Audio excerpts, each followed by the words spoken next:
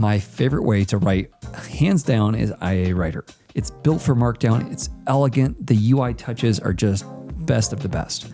Well, now, for the last several weeks, I've been writing with something called Astro Editor, and it borrows a lot of the design language and the same choices as what IA Writer has. And today, I want to show it to you.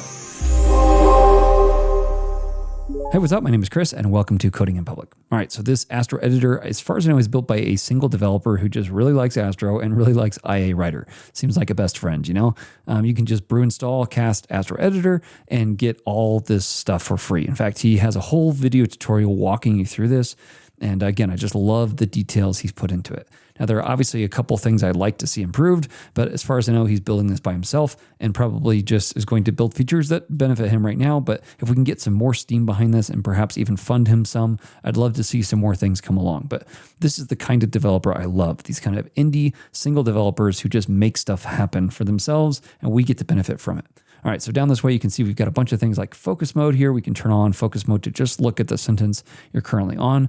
You've also got editing, copy edit highlighting for like nouns and adverbs and adjectives to kind of see how you're writing. That can be really helpful for analysis. You can embed MDX components. I'll show you how to do that in a second. You also get all these little filter props, which are super nice. Some things I'd like to improve there, but we'll talk about that. Dark mode and light mode. Smart image fields, you can actually hover if you hold down Option or Alt and see the images as you're hovering through them. But the whole point is writing, right? That's what you're trying to do in these MDX files.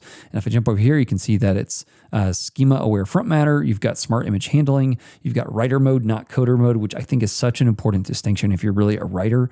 Auto-saving, MDX insertion like we already looked at. We haven't seen the command palette, but that's super cool. And I think fairly new. I didn't see it originally.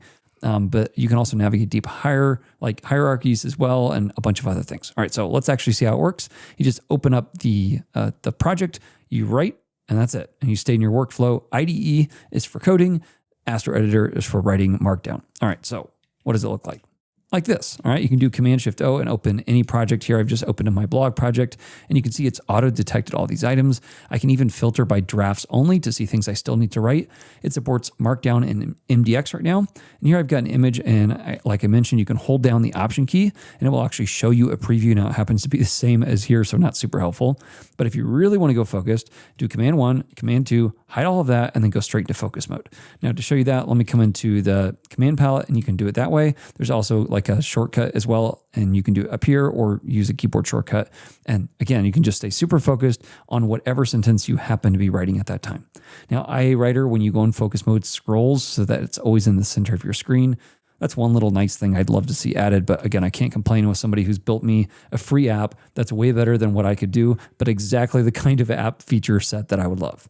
All right, again, you got Markdown, you've got all this like smart detection of the type it is over here, titles, descriptions, pub dates, all that kind of stuff. Smart detection of like where you want your assets. And some of this you can change as well, like in the collection or let's see, project setting, like here's where my content is, here's where my assets are. And again, it tries to find all of this. You can say, here's where you can find my components. Now, by default, it's in this MDX folder. You can actually say, hey, oh, it's right here as well. And that will work as well. If I come over here to actually insert those, you do Command and / and you can see all the different components you have. Like I said, by default, it puts these things in an MDX directory, but you can change that around as well if you want to. So MDX directory, I only have 2 there. I've got like a counter, and you can see that you can add different props here, the initial, and then I can say like, well, let's do client visible, and then just insert it with Command and Enter. Now, one thing I'd love to see change is this puts this as a string, whereas it needs to be an actual number because that's the type it is. So little details there that I would love to see fixed. But again, I can't really complain with what is honestly just such a brilliant and beautiful app. Now, the other thing it doesn't do is it doesn't actually import it, which is kind of important to actually make it work. So I'm curious on when some of these changes will be coming. But here, this happens to be an MDX. And then it's counter, and in this case, it's .tsx, which I don't remember if I need to actually include that extension offhand either. Come back over here. Let's actually look at this blog. And here it is. I can go ahead and click right through this. And again, it's been hydrated, and all this has happened in a nice, friendly Markdown editor as well. Now, there are other things I can add as well. You might remember I had one more that was an Astro component. So I've got React, or I can embed Astro components as well. You've got an author, a quote. Both of those are required, so they're pre-selected. But I can also include a link if I want to. Let's say the author is like me, and the quote is like, I don't know, Astro Editor is awesome. all right, like that. And then if I jump back over this way, again, it doesn't actually import it. So you have to add that manually and then call out .astro. All right, so back over this way, now it should actually show down here. Yep, there it is. Astro Editor is awesome by myself. All right, so Astro components, I think Vue and React as well. You obviously have to have those different renderers installed, and I've got the React render installed here as well. Let's see, what else do I want to show you? Smart hero like images, like these images here, you can just smartly add them.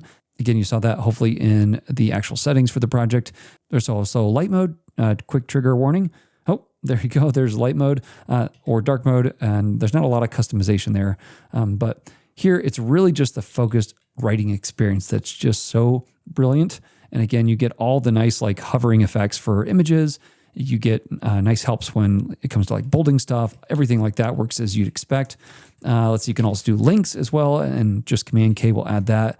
Lots of little nice touches, and it borrows, again, that design language from IA Writer as well.